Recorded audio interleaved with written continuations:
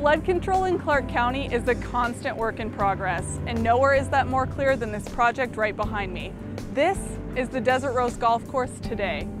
This entire area is getting a much-needed facelift, all in the name of flood safety. Right now, dozens of trucks, hundreds of construction workers, and many of the district's partners are hard at work to rebuild the flood control system that hasn't been working. On this edition of the Flood Channel, we'll take a look at this massive project.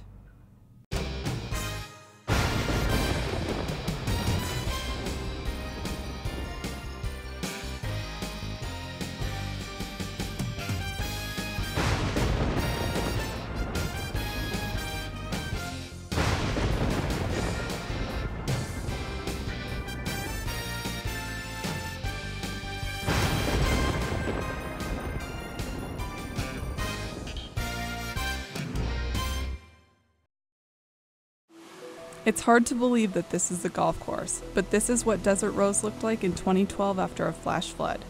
Even though the district had identified improvements here and started to design them, Mother Nature didn't wait. A landscaper working at the course was swept downstream and killed.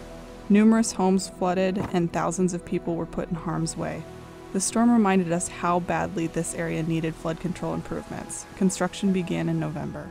This is the largest project of the flood control district since its inception. It's the Las Vegas Wash project from Sloan Channel to Bonanza, as well as including the Flamingo Wash from the confluence of the Las Vegas Wash to Nellis. This project is such a huge magnitude. As you can see behind us, a lot of activity going on, but it's basically having to be broken down into separate pieces because it's actually included with the Desert Rose Golf Course. So in order to meet certain time frames and get the golf course open as soon as we possibly can, the project was broken up into many multiple phases and actually includes many multiple areas the way the contractor is working. The district has authorized $50 million for construction here, showing just how critical this project is. In November of 2011, 1,700 homes and structures were put into the FEMA floodplain. So what we had to do was we came out and monitored what was going on with the Las Vegas Wash and the Flamingo Wash, and we determined that there was actually very little capacity in the existing facility. Before we can install flood control, contractors have to dig, pump out water, and dig some more. Crews are removing more than 4,000 cubic yards of dirt each day. And they're running 22 trucks a day, or just constantly cycling through. And as you can see behind me, as they fill them up, they probably take about 3 minutes to get them full, and then they're off, and the next truck's waiting in line. So they're just constantly rolling through these, and they're taking material out of here as fast as they possibly can at this point. It's a lot of activity and a lot of noise, but neighbors don't mind. Judy Moss lives in Winterwood Village and has seen some terrible flooding. The one from last summer brought in the gravel and the rocks from the wash right up to my house. Through the fence, still have gravel there today from it. And you had flooding at your house? Yes, it separated my house. So the area we're looking at here, in the last major storm event, there used to be a golf cart bridge somewhere in the neighborhood of where the excavator is right now. What that wound up doing is it backed up the water and forced the water into that development, as well as the water from Sahara also backed up. So the flood that happened last summer, we would probably have been standing in about 8 feet of water at this point right here. About 1,700 homeowners were placed in a flood zone by FEMA. They have to buy flood insurance right now, and their rates aren't cheap. The district will continue to talk with FEMA and exchange information about the project as it moves along. Our design is to remove the entire flood zone and keep it contained within the Las Vegas Wash and the Flamingo Wash. So we've submitted the conditional letter of map revision that states that, and it shows FEMA that, and we're in the process right now. They're in review of that, and we believe that we should have no big hiccups and that should get approved as is. So as long as we construct it in accordance with what we sent to them, we have every intention that this will be removed from the flood zone. That means a lot of work. The Las Vegas Wash flows into the Desert Rose Golf Course under the Sahara Avenue Bridge. A larger flood channel will be built under Sahara, and that means the bridge over the golf course will have to be rebuilt, and Sahara will close for about 6 months. The district, Clark County, and City of Las Vegas are all working together to make sure everyone can make it through the construction. For the most up-to-date information about construction and road closures, visit www.lvwashproject.com. The City of Las Vegas has a 72-inch sewer line that that we had to relocate, as well as increase the capacity, and we're putting a 104-inch sewer line for the City of Las Vegas through the golf course. And a lot of these things had to be coordinated and done because the channel actually gets excavated below those. So we have to get the sewer lines in place prior to us fully excavating out to create the capacity. Crews will also rebuild the golf course when they're finished below. Just to give you a perspective of how the golf course has been redesigned to be laid out with the channel. The channel, as you can see, it curves through here, but as you go upstream, it's actually more meanders through.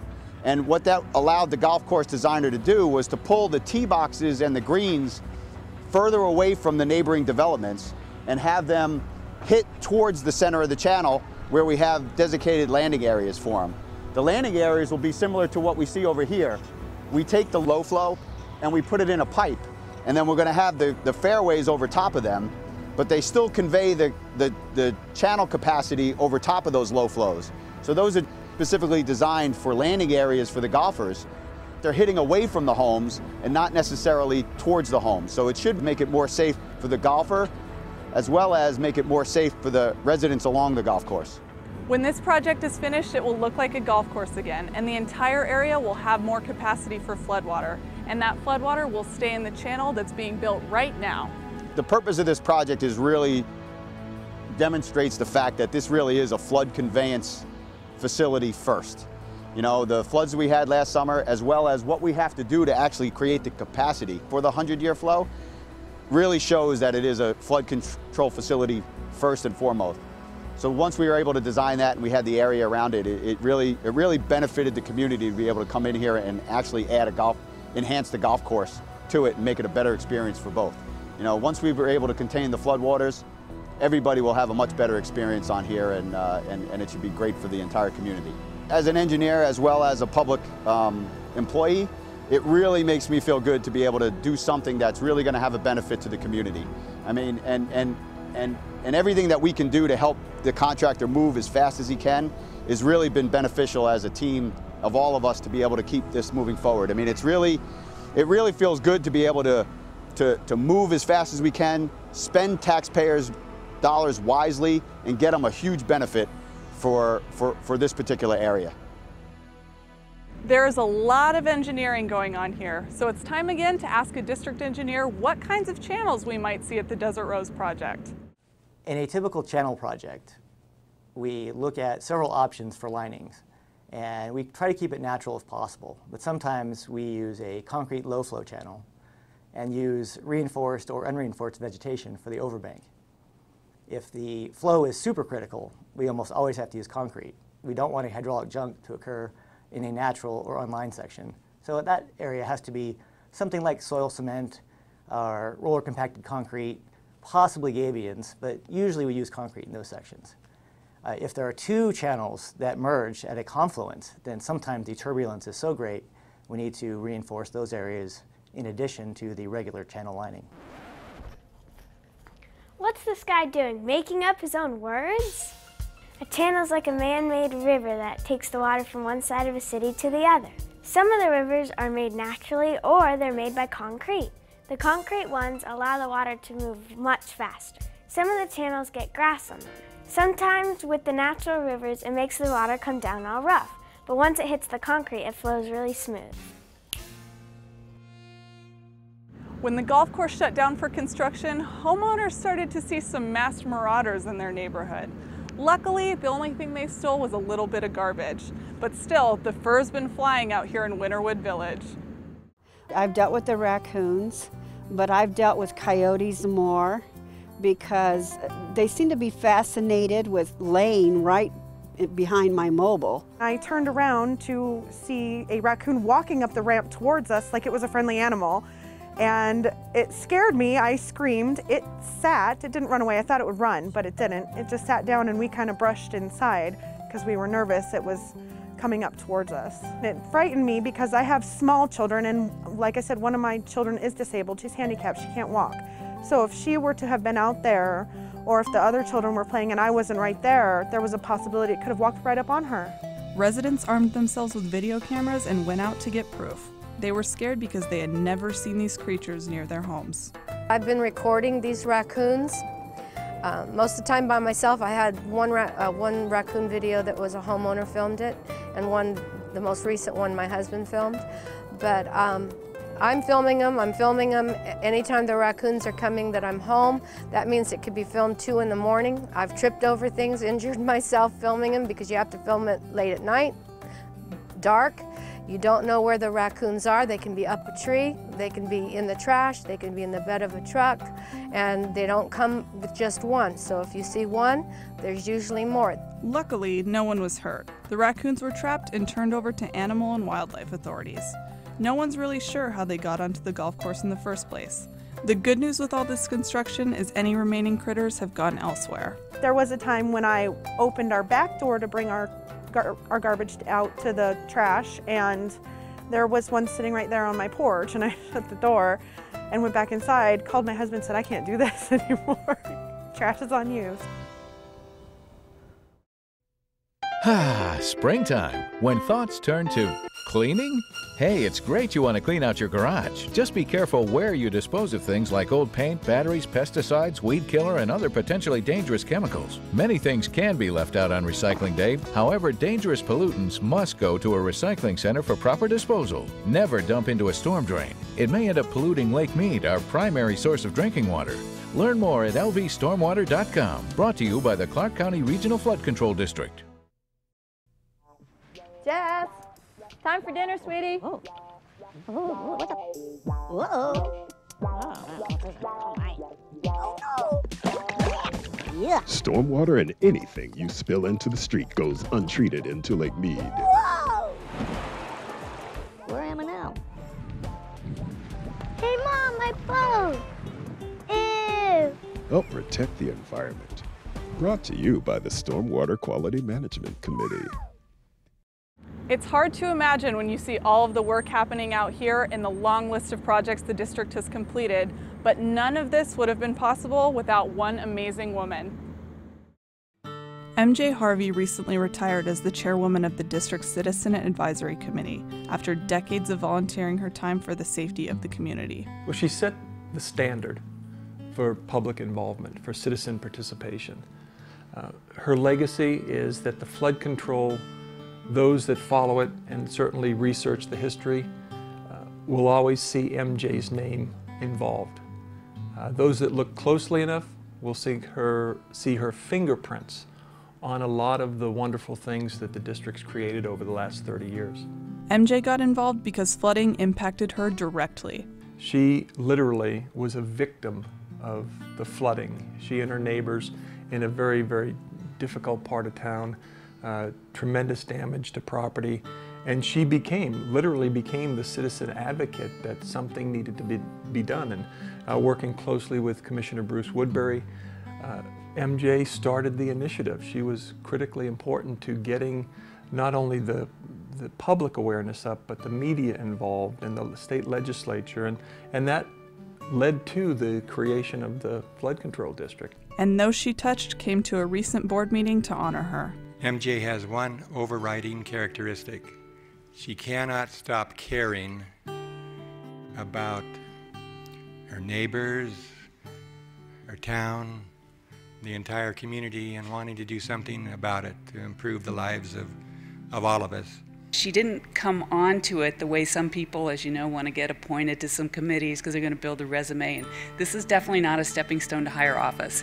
MJ brought to the Citizens Advisory Committee a very important perspective, and that was this is a woman who lived near the Duck Creek Channel and personally had experienced the damage that occurs when an area floods. She was either trapped in her house or she couldn't get home. She had no mobility around that area.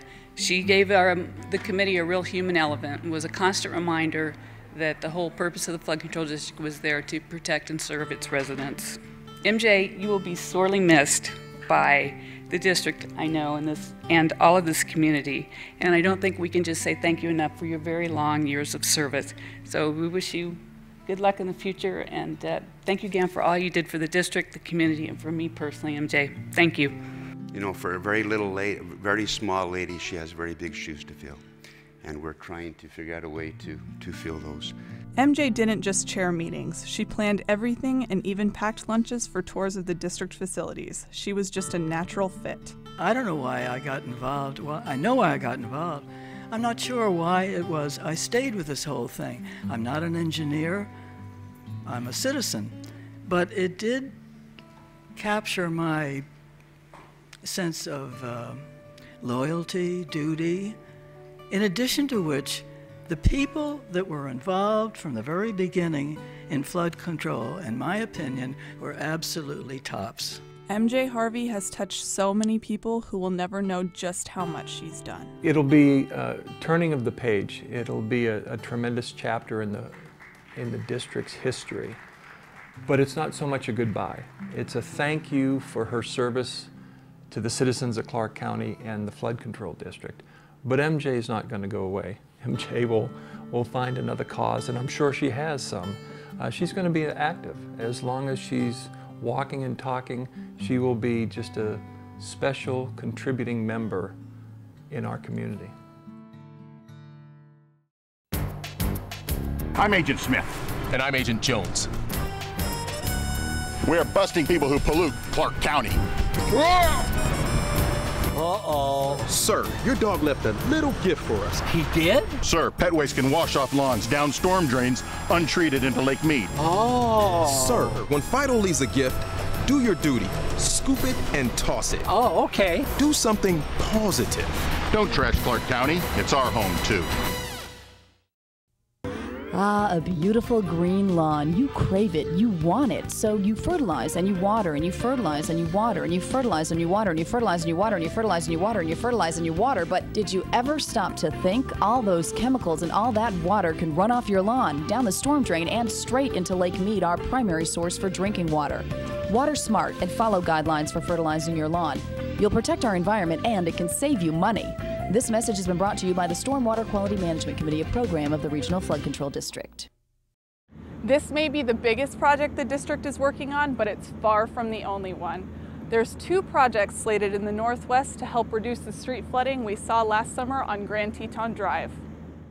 Last summer, after the Mount Charleston fire, summer rains led to chaos on Grand Teton. The Kyle Canyon Detention Basin did its job and held all of the water rushing off the mountain. But the flood control system isn't entirely underground from the basin to Lake Mead, and the water poured out onto Grand Teton and turned that road into a river. City of Las Vegas crews are still working to clean tons of soot, dirt, and desert debris out of that basin so it will be ready for the next flood. Construction is starting soon to put new flood pipes underground along Grand Teton. Last summer, the water came out onto the street and drained out of the detention basin for 2.5 days. Immediately after that, city leaders moved rapidly to get the problem fixed. But today I'm happy to announce that thanks to our partnership with the Clark County Regional Flood Control District, one of the major projects that will help eliminate the flooding in this area is being moved to the top of our project list. The project is expected to be completed within 2 years, and I know that can't come soon enough for the residents in the Centennial Hills area, but keep in mind the initial funding for this project wasn't expected to be available for 5 to 7 years. Our crews responded almost immediately to the original storm on August 25th and to the flooding problems on August 31st and September 1st. They have been working diligently to address road cleanup, including all 3 days of the holiday weekend. We also engaged Las Vegas Paving to assist with those efforts and provide support on 2 emergency issues. We are still compiling a list of activities that will need to be addressed in response to the problems caused by the effects of the heavy precipitation combined with the consequences of the forest fire. Some of these activities are repairs and some are even upgrades. The important thing is that immediate issues have been addressed. We've had a very wet and unusual summer monsoon season this year. In July, the Carpenter 1 area, there was some runoff there and some of the soot and ash came through the town. Not at that much pace or velocity, but on August 25th, we had a huge storm. We had a rain gauge 3 miles north of the Kyle Canyon Detention Basin that measured 4.1 inches of rain. Our average rainfall in Las Vegas is 4.2 inches a year. With the National Weather Service, we know that there was up to 6 inches of rain that fell upstream of Kyle Canyon during that storm. There was a 4.5-foot wave of water running 300 feet wide through that basin when the storm was coming in. Subdivisions would have been completely destroyed and lives lost. It would have been 25 times greater, that amount of water running through the urban area.